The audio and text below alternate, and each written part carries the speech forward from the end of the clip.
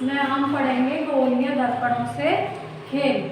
हमने दक्षिण तथा वाम तक पढ़ लिया था। अब हम इसमें पढ़ेंगे कि दर्पणों से कैसे गोलीय दर्पण से भी किस प्रकार प्रतिबिंब हमें दिखाई देता है। स्टेनलेस इस्पात के, इसके लिए हम स्टेनलेस इस्पात की एक चम्मच लेंगे। क्रियाकलाप, ये वाला क्रियाकलाप हम करके देखेंगे।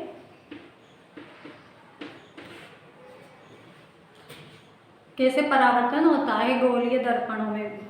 तो इसके लिए स्टेनलेस इस्पात की हम एक चम्मच लेंगे। चम्मच के बाहरी पृष्ठ को, बाहर और अंदर दो पृष्ठ होते हैं ना, तो बाहरी पृष्ठ को अपने चेहरे के पास लेकर आएंगे। तो हम क्या देखेंगे, हम इसमें अपना प्रतिबिंब दिखाई देगा। हमें उस चम्मच के बाहरी पृष्ठ पर हमें अपना प्रतिबिंब दिखाई देगा। आपके इसमें चित्र में भी दिखाई दिया हुआ है। प्रतिबिंब, आपने जैसा प्रतिबिंब समतल दर्पण में देखा था, क्या यह प्रतिबिंब उससे अलग दिखाई देता है? यह प्रतिबिंब कैसा है? सीधा है। ये प्रतिबिंब बिंब के साइज के समान तथा साइड में छोटा है या बड़ा है। किस प्रकार का प्रतिबिंब बनता है? तो इसमें प्रतिबिंब हमें देखो किस प्रकार से दिखाई दे रहा है। इसमें प्रतिबिंब सीधा व छोटा दिखाई देता है। अब चम्मच के हम कौन से भाग को देखेंगे? भीतरी भाग को। चम्मच के भीतरी पृष्ठ का उपयोग करके हम अपना प्रतिबिंब इसमें देखेंगे तो क्या दिखाई देता हो सकता? इस बार प्रतिबिंब सीधा तथा बड़ा दिखाई देता है। यदि हम अपने चेहरे से चम्मच की दूरी बढ़ाएंगे तो क्या होगा? हमें अपना प्रतिबिंब कैसा दिखाई देगा? उल्टा दिखाई देगा। अपने चेहरे के स्थान पर आप पेन अथवा पेंसिल रखकर भी इस प्रकार प्रतिबिंब की तुलना कर सकते हैं। चम्मच का वक्री चमकदार पृष्ठ एक दर्पण की भांति ही कार्य करता है। गोलीय दर्पण वक्री दर्पण का सबसे अधिक सामान्य उदाहरण है। अब हम देखें दर्पण, गोलीय दर्पण का परावर्तक पृष्ठ अवतल है। यदि किसी गोलीय दर्पण का परावर्तक पृष्ठ अवतल है तो हम इसे क्या कहेंगे? अवतल दर्पण कहेंगे। अपन ने अभी चम्मच से इस प्रकार करके देखा किस प्रकार का प्रतिबिंब बन रहा है। तो अवतल गोलीय दर्पण का परावर्तक पृष्ठ अवतल है तो इसे क्या कहेंगे? हम अवतल दर्पण कहेंगे। और यदि परावर्तक पृष्ठ उत्तल है तो उसे हम उत्तल दर्पण कहेंगे। अब ये जो है हमारा अवतल दर्पण, ये अवतल दर्पण किस प्रकार का होता है? देखो इस तरह से ये हमारा ये हमारा अवतल दर्पण है और ये हमारा परावर्तक पृष्ठ है।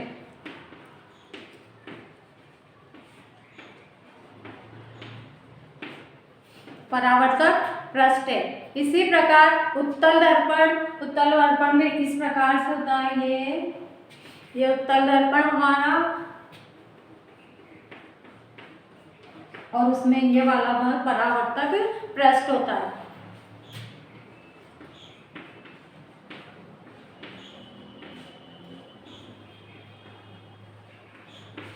ये परावर्तक पृष्ठ है।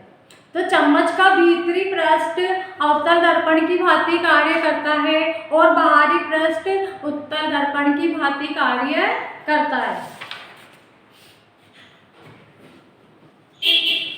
तो ये था हमारे उत्तल दर्पण व अवतल दर्पण। अब हम इसे एक क्रियाकलाप और देखते हैं। इसमें हम क्या करते हैं? एक बॉल लेंगे। हम इसमें क्या करेंगे? एक बॉल लेंगे और बॉल को हम बीच में से गेंद लेंगे और उसको हम काट देंगे। किसी चाकू की सहायता से उसको काट देंगे।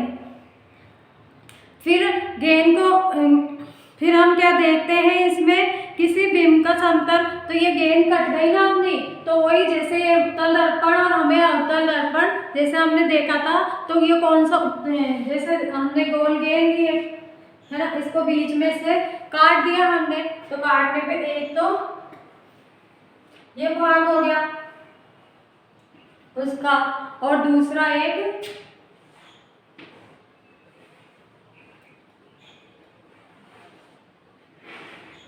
ये भाग हो गया, तो दो भाग बन गए ना इसमें। तो ये तो कौन सा पृष्ठ हो गया, उत्तल हो गया, और अवतल पृष्ठ कौन सा हो गया, ये अंदर वाला अवतल हो गया।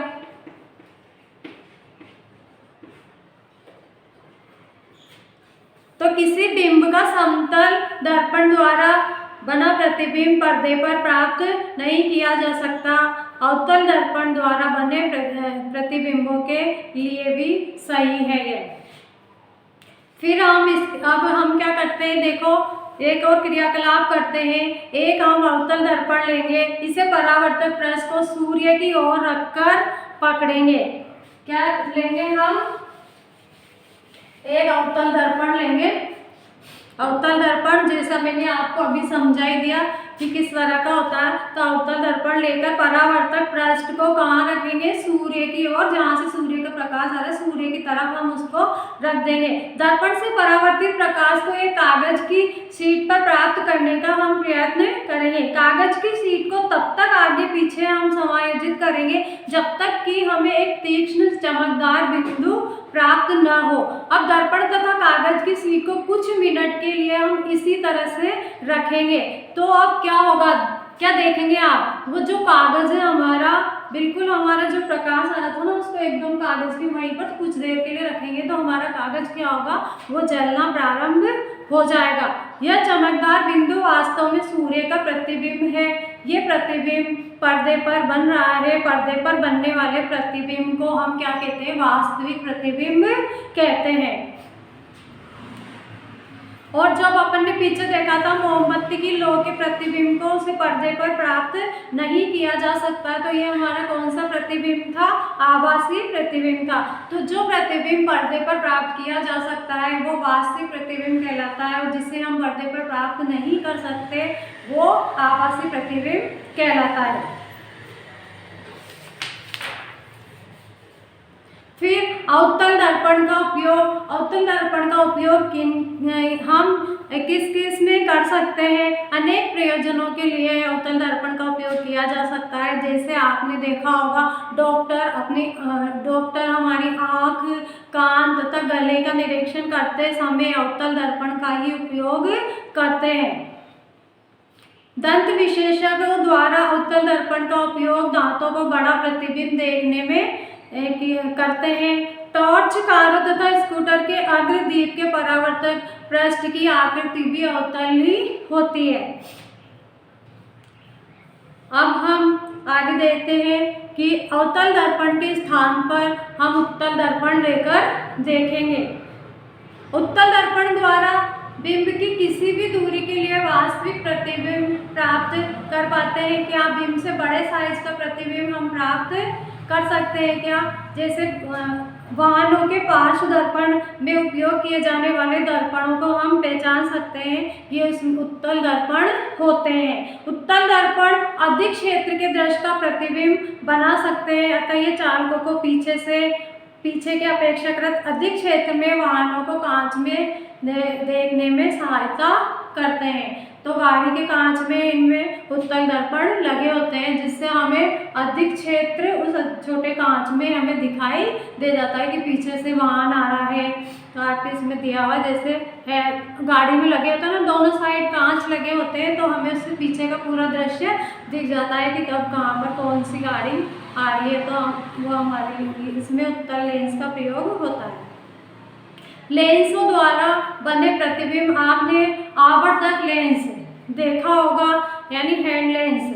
यह बहुत छोटे प्रिंट को कई बार दिखाई नहीं देता, बहुत बारीक होता है, तो बहुत छोटे प्रिंट को पढ़ने के लिए इसका उपयोग किया जाता है। संभवतः आपने इसका उपयोग कॉकरोच तथा केंचुए के शरीर के भागों को देखने के लिए भी किया होगा। आवर्धक लेंस वास्तव में एक प्रकार का लेंस ही है। इन लेंसों का उपयोग व्यापक रूप से चश्मों में और दूरदर्शी यानी दूरबीन में तथा सूक्ष्मदर्शियों में इन आवर्धक लेंसों का उपयोग किया जाता है। इसमें बारीक बिल्कुल छोटी चीज़ें वो हमें थोड़ी बड़ी दिखाई दे जाती है। इस सूची में लेंसों के कुछ अन्य उपयोग जोड़ने का प्रयत्न हम करेंगे।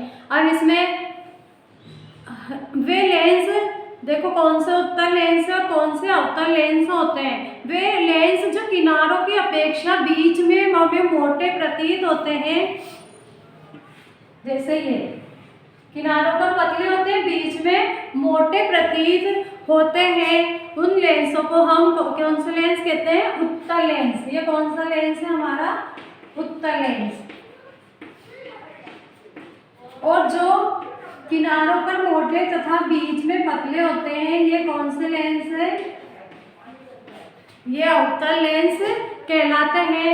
लेंस पारदर्शी होते हैं तथा इनमें से प्रकाश गुजर सकता है।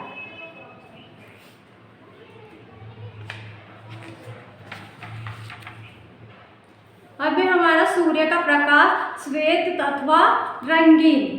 जब सूर्य आकाश में क्षितिज के पास होता है, इंद्रधनुष आपने देखा है, इंद्रधनुष कितने रंग होते हैं? उसमें 7 रंग होते हैं। आकाश में अनेक रंगों के एक बड़े धनुष के रूप में दिखलाई देता है। ये हमें वर्षा के पश्चात दिखाई देता है। देखा होगा सभी ने, जब वर्षा होती कई बार तो इंद्रधनुष बन जाता है, तो वर्षा के पश्चात हमें इंद्रधनुष दिखाई देता है। इसमें कितने वर्ण होते हैं? इसमें 7 वर्ण होते हैं। लाल, नारंगी, पीला, हरा, नीला, जामुनी तथा बैंगनी। जब आप साबुन के बुलबुले बनाते हैं तो वे भी हमें रंगीन दिखाई देते हैं ना। इसी प्रकार जब प्रकाश किसी सीढ़ी से परावर्तित होता है तो आपको अनेक वर्ण दिखाई देते हैं। इन सब अनुभवों के आधार पर हम कह सकते हैं कि सूर्य का प्रकाश क्या है? विभिन्न वर्णों का मिश्रण है।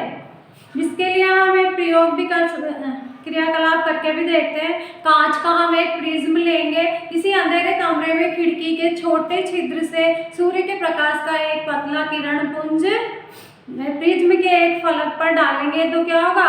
प्रिज्म के दूसरे फलक से बाहर निकलने वाले प्रकाश को सफेद कागज की शीट अथवा सफेद दीवार पर हम गिरने देंगे तो हम क्या देखते हैं? इंद्रधनुष जैसे ही यहाँ पर वर्ण हमें दिखाई देते हैं प्रिज्म से। आपके बुक में देखो दिखाई दे रहा है। क्या इन 7 वर्णों को मिलाकर श्वेत प्रकाश हम प्राप्त कर सकते हैं?